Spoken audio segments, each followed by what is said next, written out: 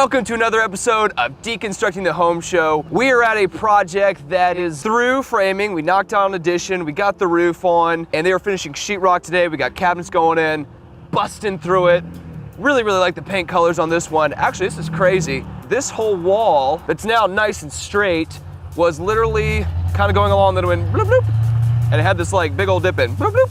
And we saved it, no more bloop bloop. We're doing well. But what we're gonna talk about today is maintaining quality on your project. So I've got 7-ish projects going at the same time. We're about to start some new construction projects. That's a lot to maintain and check on and make sure quality is being maintained. So how do you do it when you've got a ton of things going on? The first thing you have to do is be extremely clear on the front end about what you want done. This isn't in just a general sense of, oh, you know, let's put a sink here, let's do this here. You gotta get really detailed with the entire scope of your project. So I get full plans, I've got an architect. Once we start a project or I purchase a home, I take him out to the home, we form a layout, we put everything together, and then we have several rounds of meetings to discuss, refine, make the project better. I have my realtor in the meeting, I have my construction manager in my meeting, my business partner, we all sit there. My sister, who's my interior designer, we all sit together, we make it better, sit together and make it better. But you gotta plan on the front end. That's super important. And then giving very clear instructions about what you want things to look like. That extends from obviously the layout of the house, which is incredibly important, but also all the finish out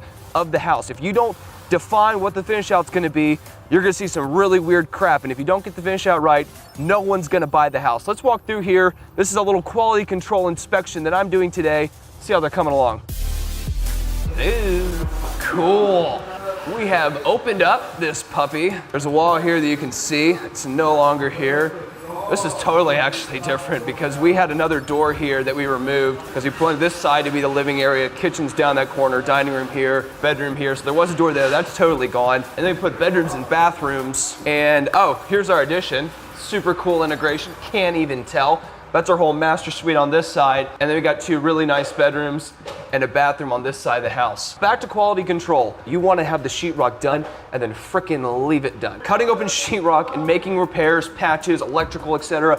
Costly, expensive, time consuming, and it never looks good. Don't go back in and do it. So what I do is after we've done demo, foundation, roof, framing, and MEP, which are the major systems, mechanical, your AC, electrical, and plumbing, I get a third-party licensed home inspector to come through here and do another check. So I'm looking, my business partner is looking, my construction manager is looking, hopefully the trades are looking, and the city's looking because we have their inspections, but we also have a third-party home inspector to come through, look over everything, check, make notes, and then we fix it before sheetrock goes on.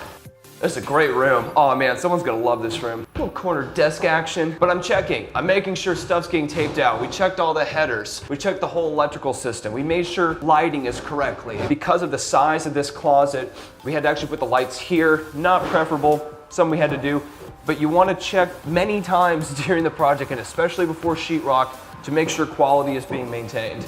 Another thing you need to do to make sure you're maintaining quality is figuring out how you want your subs, your construction managers, and your other people that are helping on the ground coordinate the projects. How do you want information communicated to you as the owner / investor? How are you gonna have that communicated to you effectively so you know what's happening, you understand the information, and then you do something with the information? If you just get a ton of unorganized pictures flowing into your Dropbox or your construction management software, you're not gonna be able to implement and act on those pictures. You've gotta have a plan and then outline extremely detailed.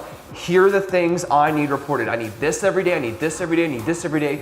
I need this number of pictures. I wanna see 4 angles of the room. Get as detailed as you want. Tell people what you want and then have them deliver it to you the way you can act on and making sure you're maintaining quality even if you can't come to the projects. Looking good, we get our trim in here. Here's our master, nice little closet. Walk-in closets, I love them. Put them in here. If the room has to be a little bit bigger, but you get a walk-in closet, totally a good call.